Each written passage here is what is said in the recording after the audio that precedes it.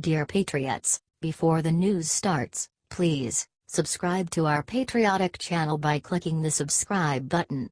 Give us a thumbs up to this video. Don't forget to leave your opinion below in the comments section. Share the news on Facebook and Twitter so you friends see it. Thank you.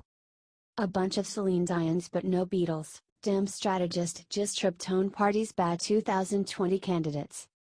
The Democratic Party is still reeling more than 1 year later from the gut punch it received during the 2016 election.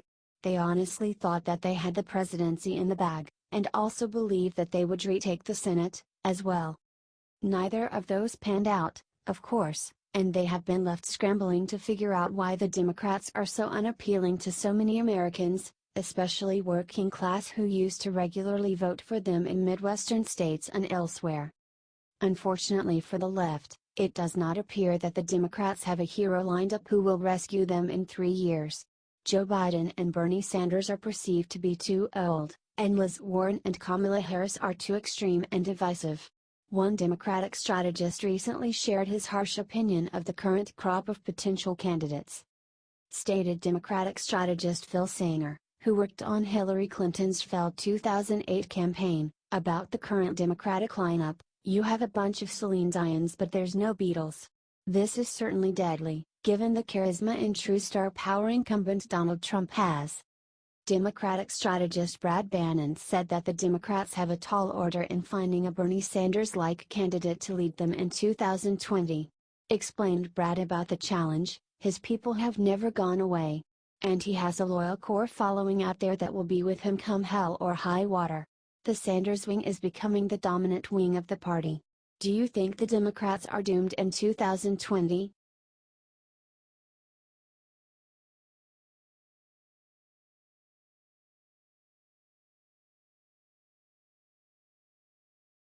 McCain just got caught mysteriously swapping his walking boot. His excuse is ridiculous.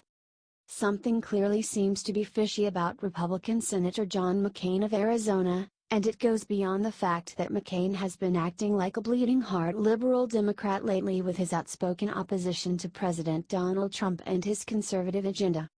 Senator McCain stated that he suffered a small tear in his right Achilles tendon a few weeks ago, and he has been wearing a therapeutic walking boot on his right foot and leg ever since.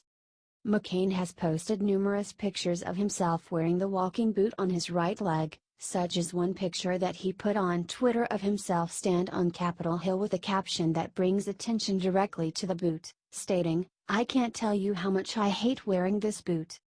Bizarrely, though, a few days ago John posted a photo of himself and his wife Cindy at home in Arizona for his daughter Meghan McCain's wedding. The caption says, cheerfully, "Mother, father and puppy of the bright and beautiful Cornville #Arizona yesterday." However, any observant person would notice that, in this picture, McCain's boot is on his uninjured left leg.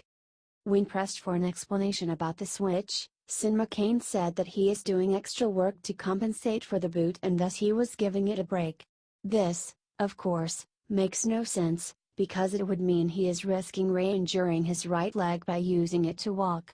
Commented conspiracy theorist Meme Chaos on Twitter, "We can tell by the buttons on John McCain's jacket, circled, that neither of these images are reversed, and his walking boot did in fact, switch legs, from his right to his left. Bet that brain tumor is fake, too. #NoteHero What do you think is really going on?"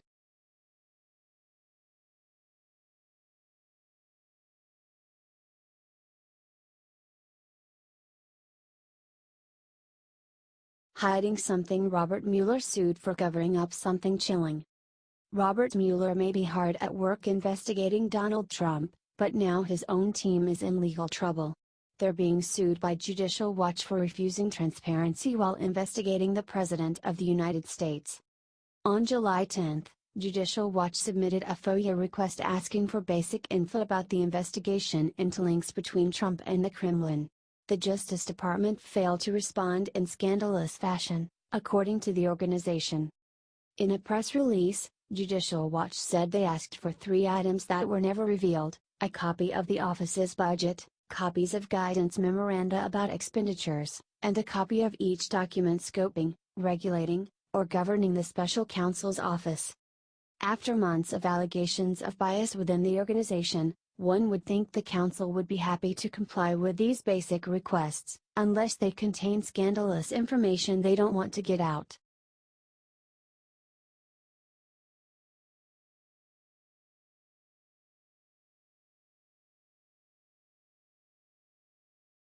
Miami Dolphins coach caught snorting coke on video gets hit with instant karma this morning.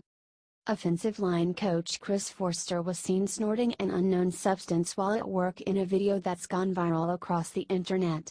There's a catch though. "We were just made aware of the video and will have no comment at this time," a team spokesperson said. The video shows Forster's face on the video. "Hey babe, miss you, thinking about you," Forster begins in the video. "How about me going to a meeting and doing this before I go? It'll be a while before we can do this again. Because I know you have to keep that baby.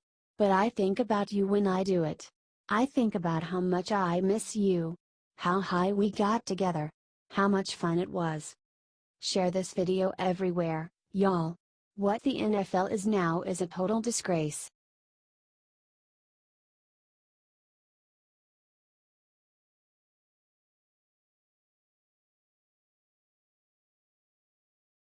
She's done.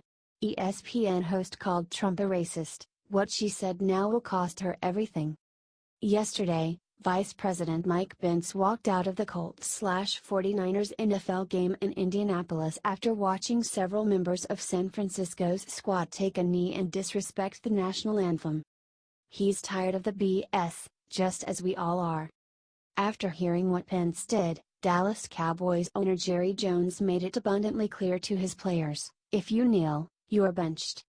Now, ESPN host Jim Hill, the one who called President Trump a white supremacist and a bigot but wasn't suspended from the network, says fans should boycott the Cowboys.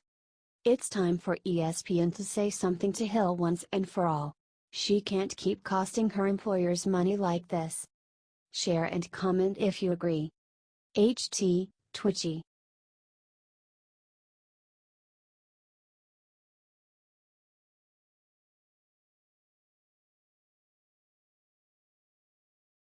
Politically correct lib church just decided to stop calling God He or the Lord.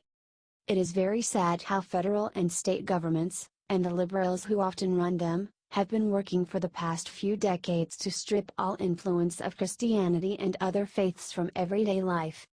In their attempt to be politically correct, for example, they have scrubbed references to Christmas and replaced them with more vague, non-religious terms such as season's greetings and happy holidays. What is truly disturbing, then, is when a Christian church decides to internalize this ridiculous left-wing ideology and attempt to scrub itself clean of anything that people might be offended by. This recently happened when the Church of Sweden just voted to stop using the terms He or the Lord in reference to God. Stated Church of Sweden spokesperson Sofia Pedersen Vidke about the church's effort to be more gender inclusive, "We talk about Jesus Christ, but in a few places we have changed it to say God instead of He. For example, now instead of calling the Trinity the Father, Son and Holy Spirit, it will be referred to as God and the Holy Trinity." Archbishop Poncha Jacqueline, who is the Church of Sweden's leader, backed the change, saying, "Theologically, for instance, we know that God is beyond our gender determinations, God is not human." However, a prominent Swedish theology professor named Christer Palmblad slammed it, stating, "It really isn't smart if the Church of Sweden becomes known as a church that does not respect the common theology heritage. Do you think the Church of Sweden is making a huge mistake?